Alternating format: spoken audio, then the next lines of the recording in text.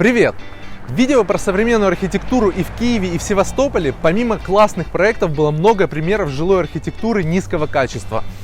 В этом видео я расскажу о новом жилом районе Гамбурга Альтона Неue Mitte. Это большой амбициозный проект, и он пока до конца не достроен. Но даже в процессе строительства он уже выглядит обжито и уютно. Здесь прямо хочется остаться.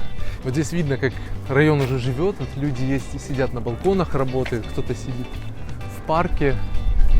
Вот тут малыши катаются на велосипедах. Сейчас я расскажу, почему он мне так нравится и что нужно делать, чтобы получалась такая архитектура.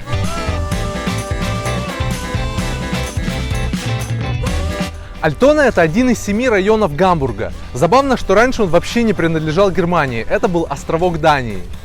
То есть эта часть города была полностью автономной, со своей ратушей и вокзалом.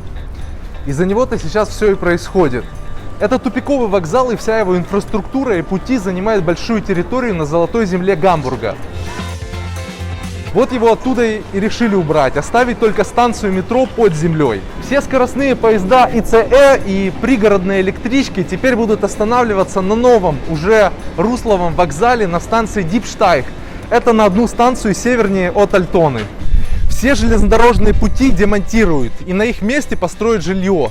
Это и есть новый район Альтона Неue Mitte. Первые очереди уже построены и, как видно, заселены. Следующие очереди будут строиться на месте путей, которые будут постепенно демонтировать.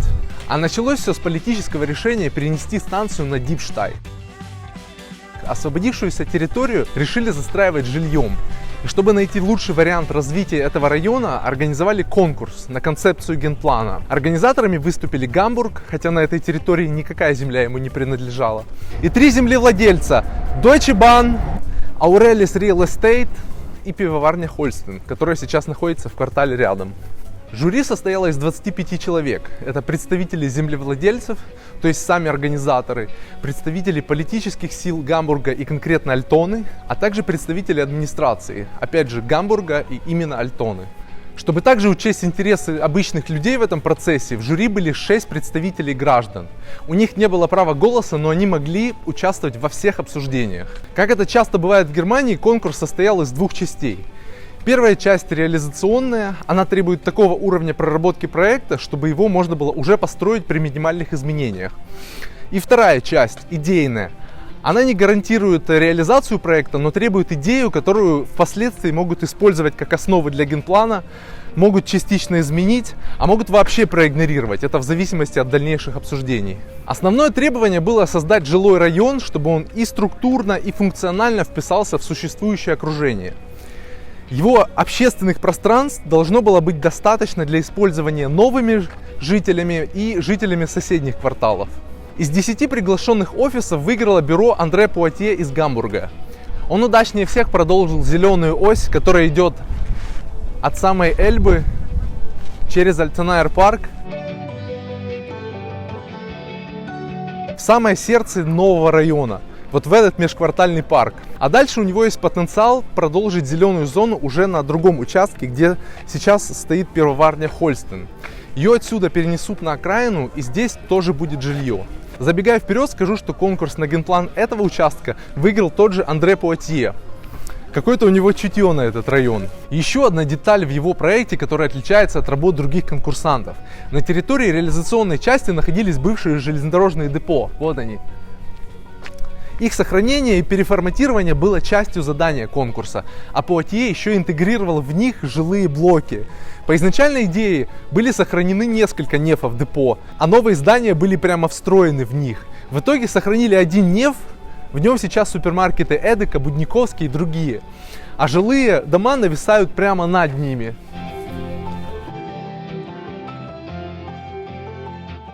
На месте средней части депо строят квартал. Здесь будет частично жилье, частично офисы, частично магазины. А от крайней части оставили стальной склет, как напоминание о прошлом этого района. Конструкция стоит уже на территории зеленой зоны. Внутри нее детские площадки и общественные пространства с деревьями.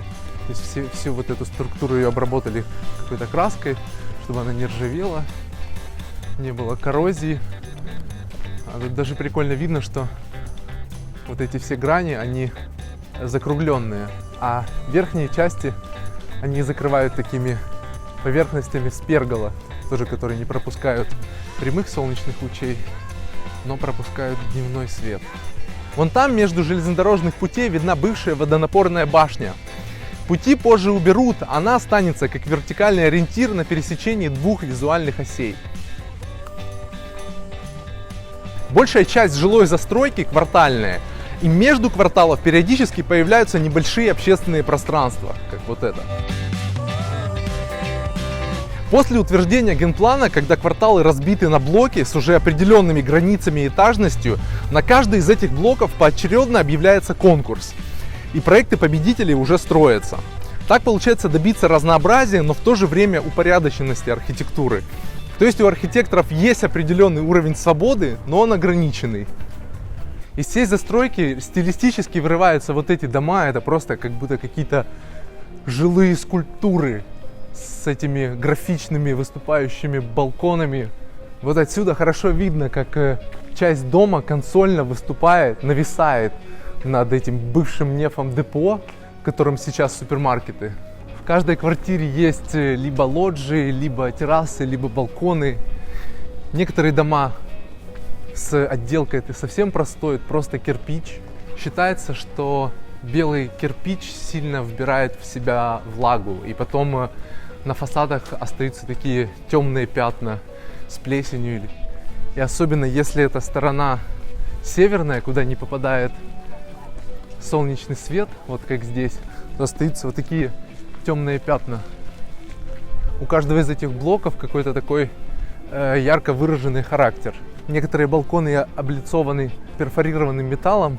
Отсюда мы сквозь не можем видеть, а когда ты на самом балконе, то он просматривается через маленькие перфорированные дырочки. Там уже нависающие какие-то элементы сверху идут. Эта часть комплекса сейчас самая шумная, так как здесь до сих пор проходит линия скоростных поездов, но ее уже в скором времени будут демонтировать. Цвет этих перил подобран под цвет кирпича, смотрится стильно.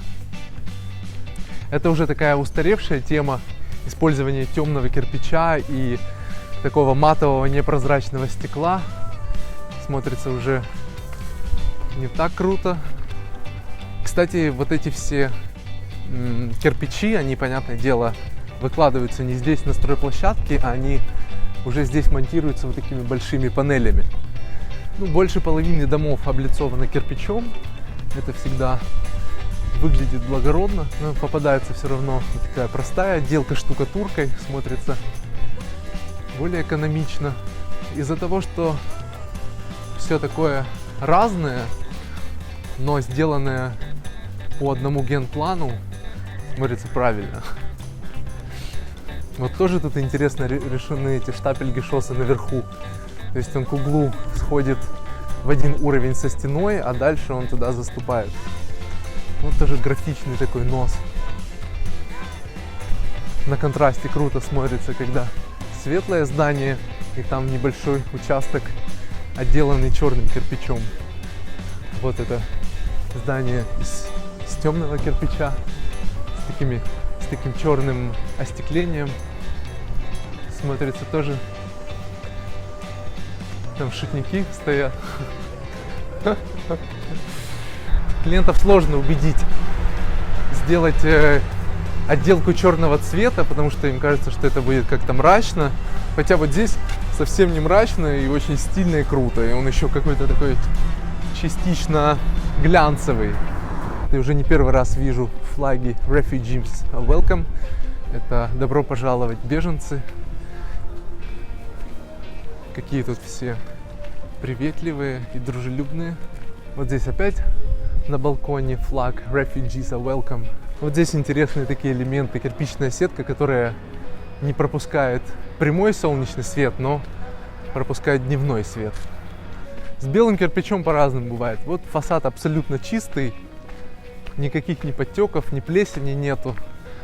А вот именно на том углу что-то произошло. Это здание сохранено и отреставрировано, оно с тех времен, когда эта территория была занята железнодорожной инфраструктурой, и там даже наверху видно, что за стеклом стоит старая дверь с какими-то там указателями, что там это погрузка была. Vorsicht, Absturzgefahr.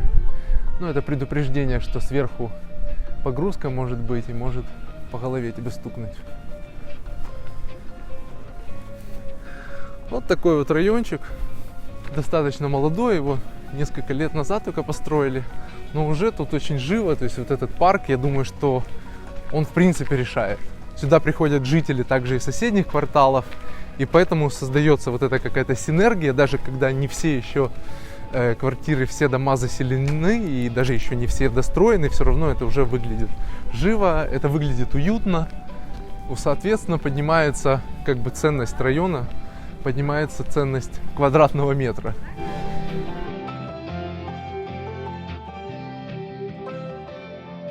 В этом видео я попытался приоткрыть процесс, как в Германии работают архитектурные конкурсы и что получается в их результате. Если у вас есть еще какие-то вопросы по этой теме, пишите в комментариях, я обязательно отвечу. Подписывайтесь на инстаграм Архитрип, он теперь более чем регулярный. Ставьте лайк, подписывайтесь на канал, если этого еще не сделали. А пока я здесь в Гамбурге, и следующие несколько выпусков будут отсюда.